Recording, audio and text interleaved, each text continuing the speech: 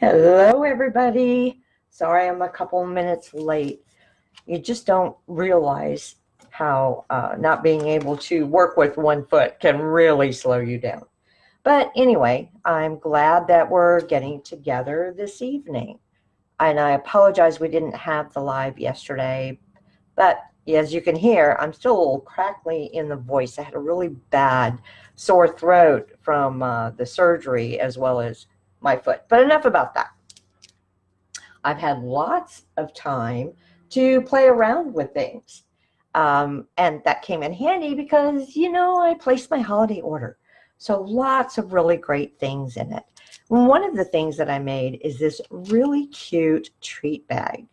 And inside, it's big enough to where it will hold, come out of there, a tube, small tube of hand cream.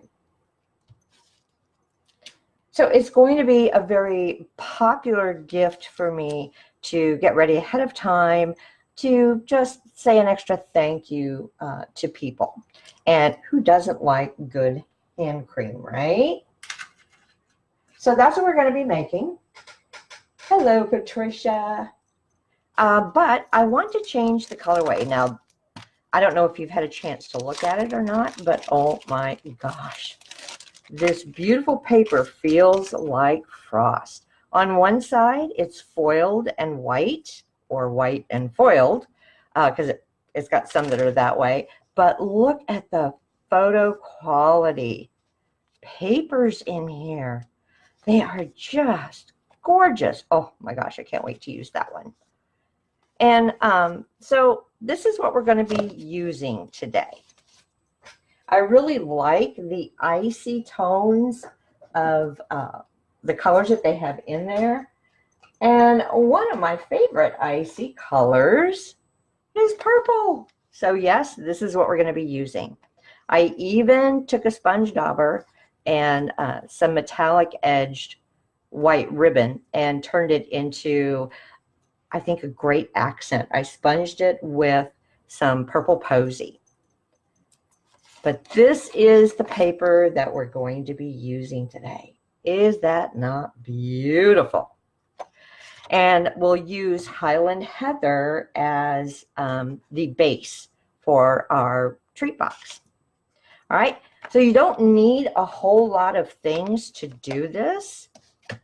And it uses up just one sheet of the 6x6 paper. And since there are, 48 sheets in there? Yeah, you can get a lot. So I've cut ahead of time my Highland Heather, and it measures 7.5 by 7. And then I'm going to show you how to cut up the paper, and we'll have very, very little waste from it. But I'll put that aside right now. I did go ahead and stamp our sentiment. I know it's a little hard to read, but I used the purple posy, and it says, "A joyful Christmas to you." All right, so I'll put those aside. The first thing that we need to work on is scoring our cardstock.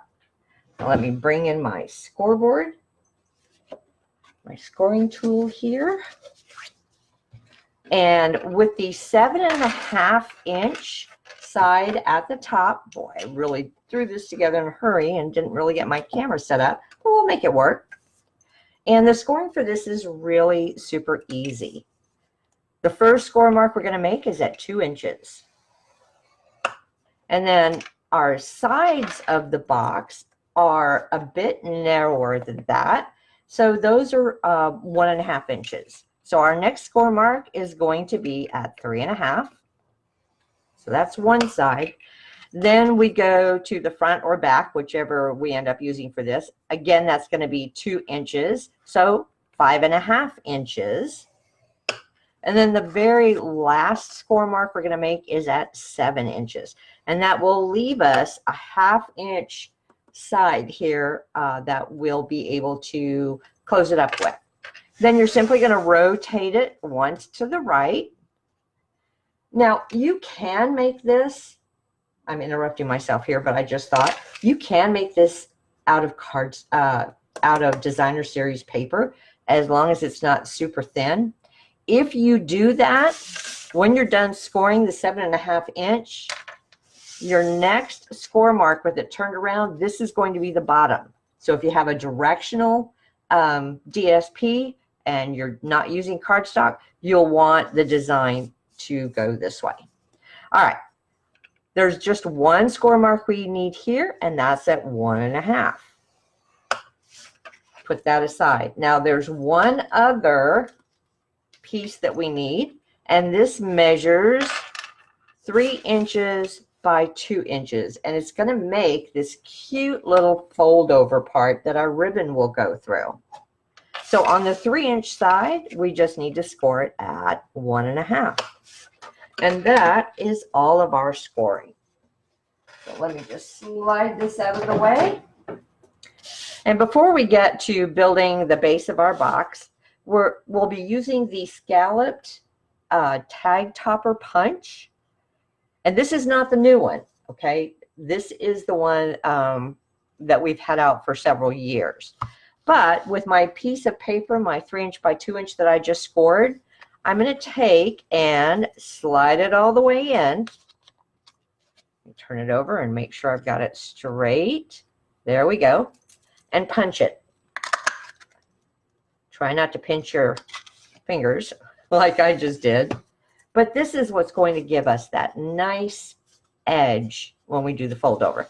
So I'll go ahead and fold on that score mark and burnish it. We can put this aside. And we'll bring in our base. And we're just going to fold and burnish all of these. If you've made boxes before, you know how very easy this is. Just a few cuts that we'll need to make. But you do want to make sure that you've got all of your score lines burnished well so that you'll have those crisp edges. All right, this is what we end up with. So let me bring out my scissors. I'm going to turn it over just because it's easier for me to see the score marks. And this is our 1/2 inch piece. You don't need this little rectangle at the bottom, so you can cut that away. And then I'm also going to take a little slant here, miter that cut, because that way it gets rid of some of the excess bulk and it'll be easier for us to put the box together. I'm also going to, pardon me, take a little slanted or mitered cut at the upper part of that tab as well. Hello, Janet. Welcome.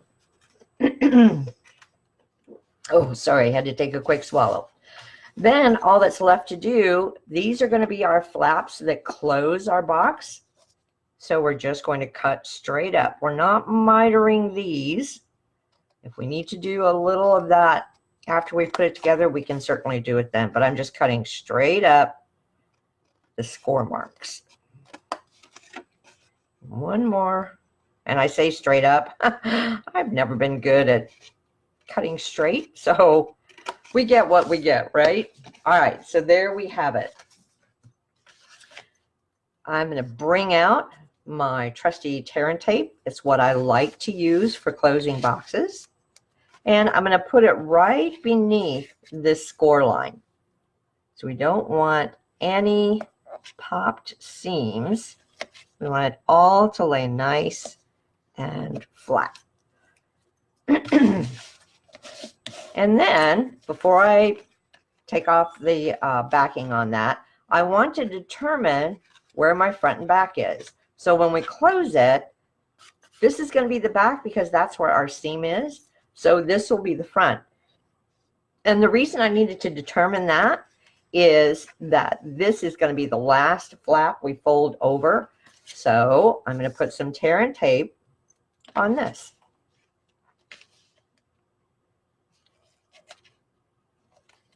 Just like that.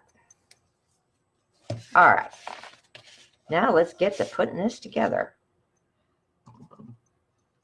I hope everybody's having a pleasant Sunday. It has been so hot here again.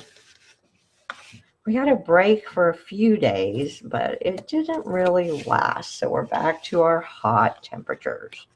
All right. And to do this, I probably should not have taken my backing off there yet. Let me just put this back on there because I want to be able to burnish it. All right. So I'm going to fold this over, take this, and you should just be able to lay it down, and it should match up with the other side, just like that. All right. So remember, your seam is at the back. Where's my seam? My seam. Right there. So this is going to be the front. This panel is the last one we're going to lay down. So we'll put this in there, this in there, close this, and then peel off our tape and seal that down. And then check your edges. Because we did not take little snips off of the bottom cuts, if you see, like I've got a little bitty piece here hanging over, just get out your snips and give it a quick trim. Just like that. All right. So that is our box. Now we get to have fun decorating it. So that's the back. I'm going to bring this over. That's my front. Bring in my DSP. Let me grab my cutter here. Oof. There we go. And for your DSP, you're going to need 4 pieces. And hang on, I've got the measurements all written down for us. So we'll need 2 pieces of DSP that are 1 3/4 inch by 6 inches. And 2 pieces that are 1 1/4 inch by 6.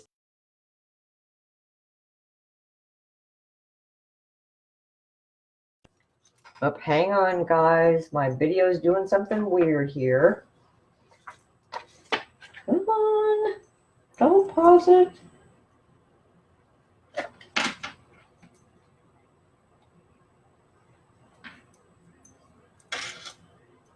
Somebody type something if you can still see me.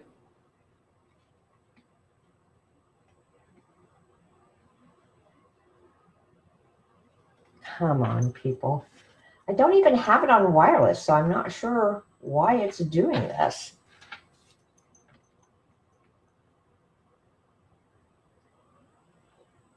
Give me just a second, gang. I see some hearts, so hopefully you all are still there.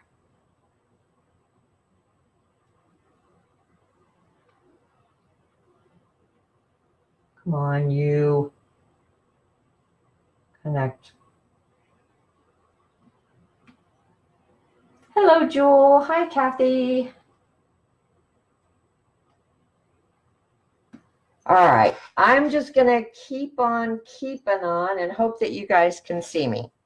If not, I will have to do this in a part 2. But we're just going to soldier on. Now, the front of our box, this panel is 2 inches, remember, and our sides are 1.5 inches. I'm cutting my DSP to be shorter than that. So instead of 2 inches, we're going to have 1 3/4 inch. And because it's at 6 inches, we don't have to make a cut there for anything. So that's my first piece. And because I want to keep my pattern continuous, my next piece I'm going to cut at 1 1/4.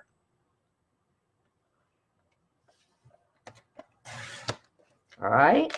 Then the piece after that, again, is going to be 1 3/4.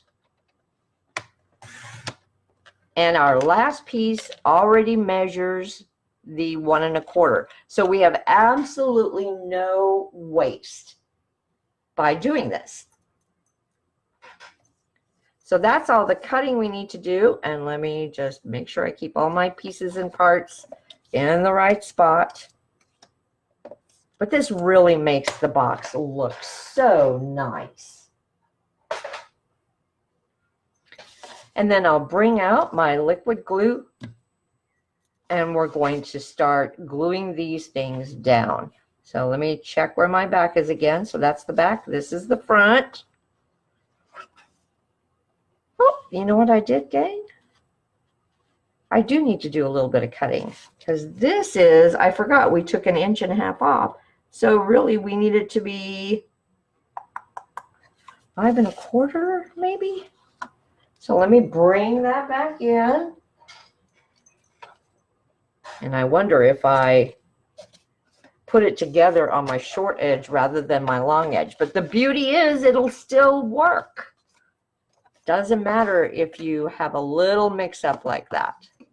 All right, so this is going to be, that's at 5 1/2. So I'll want my piece, and I want to preserve the bottom because I really like it. So I'm going to take it down to 5 1/4. Just like that. So all my pieces, instead of being 6 inches, need to be 5 1/4. Oh yeah, that is much, much better. So let me give these a quick trim at 5 1/4. And this is one of those things that it doesn't take hardly any time at all to put together. So if you've got school-age children and they tell you at the last minute that they need to bring a gift for teacher, you can throw this one together in no time at all. Okay, now I can get rid of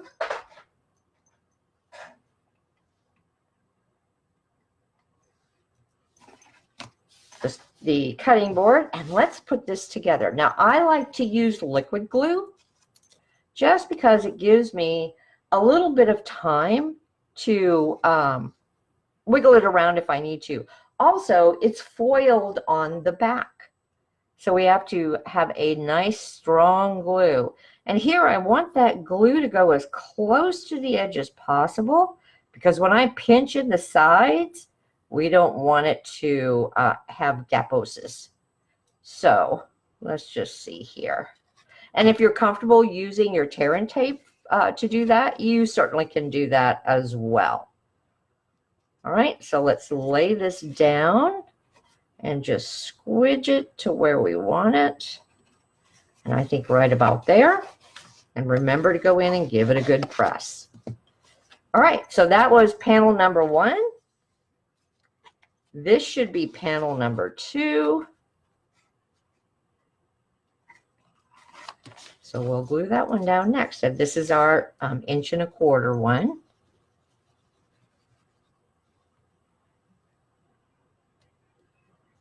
Trying again, get it as close to the edge as I can. Yes, that means I'm going to get glue on my fingers, but that's all right.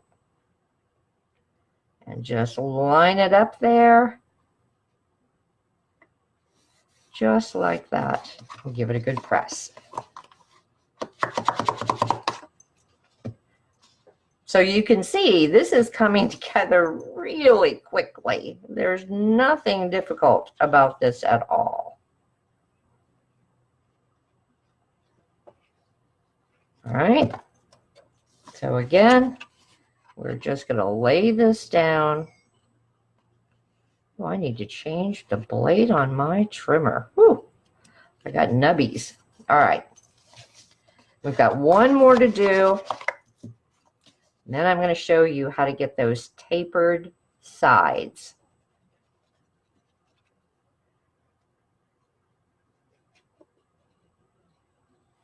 All right. Here we go. Oops. Phew, almost dropped that one.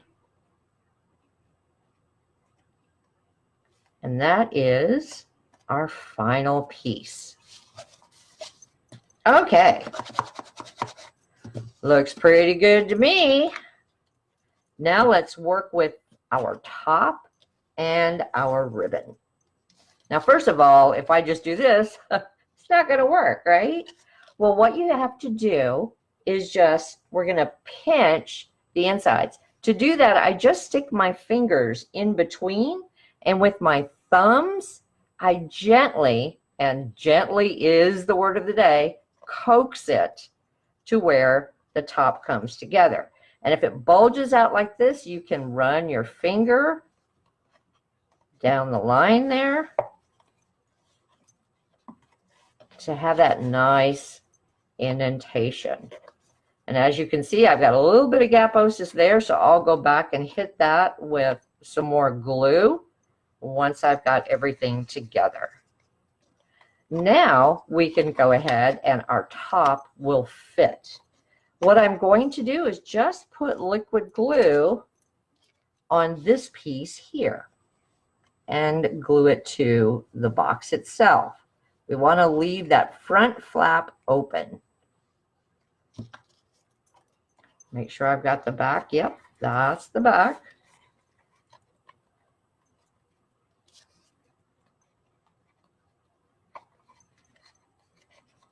And I like to pinch it close so that I can be sure I get that top part right where it needs to be. All right, so I'm just going to give that a little bit of time. I can even open it up now, and using my bone folder, I can go give it a good press. Okay, just a couple more steps and we'll be done. This is where our ribbon comes in. And you'll want to cut yourself a good piece of ribbon. Mine is 24 inches. And I always start in the front, and you're going to have the ribbon go from underneath, go through that.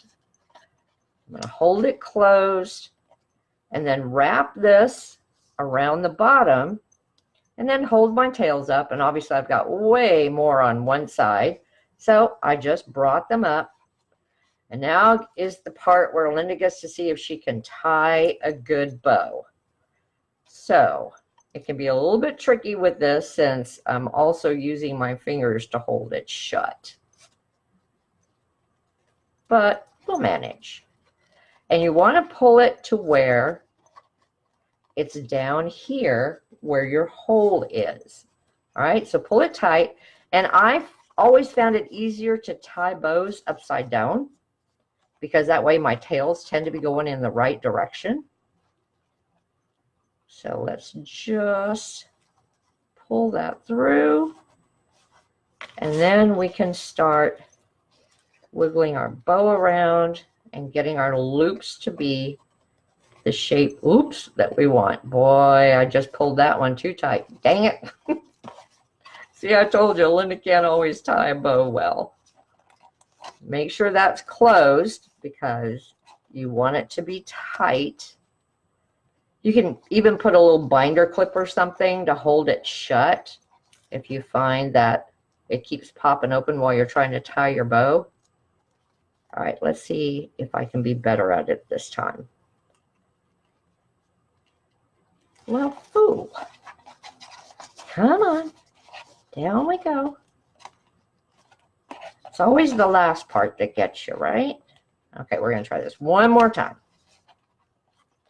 And the reason you really need a bow and not like a knot is because people are going to be opening and closing this. So, all right, that is much better. So we'll bring it here. Bring your tails down and just neaten it up. And obviously, if you wanted longer tails, you would cut it to maybe 30 inches instead of the 24 I gave it. All right, last thing left to do with the ribbon anyway is to give the tails that nice little snip. Now we can, if I can figure out where I put it, we need to put our sentiment on. And I'm going to be using dimensionals for that.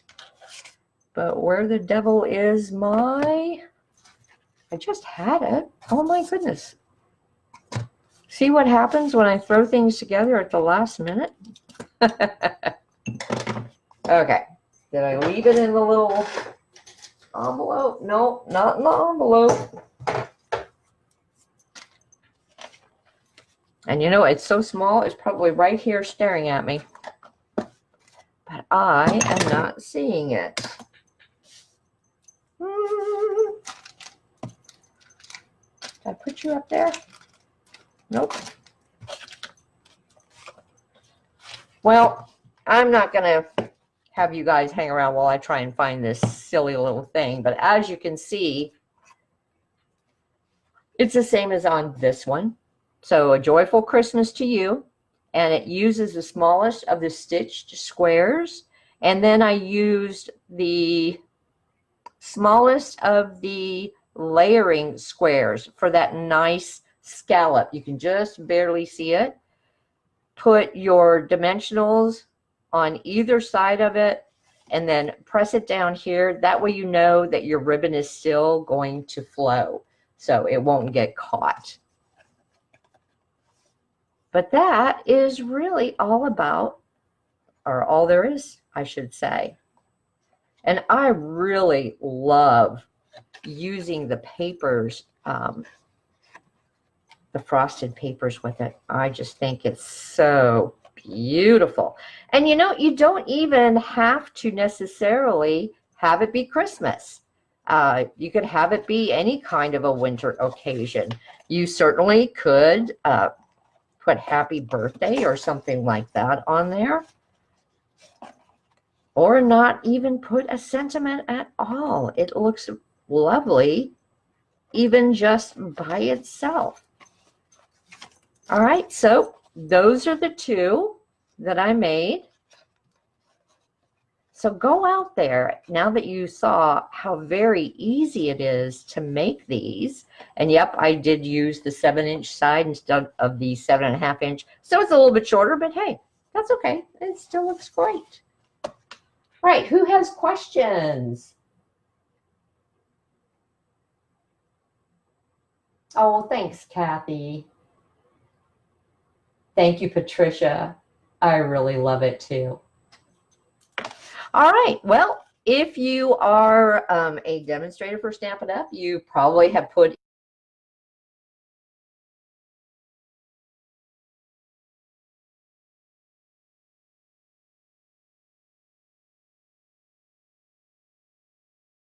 first.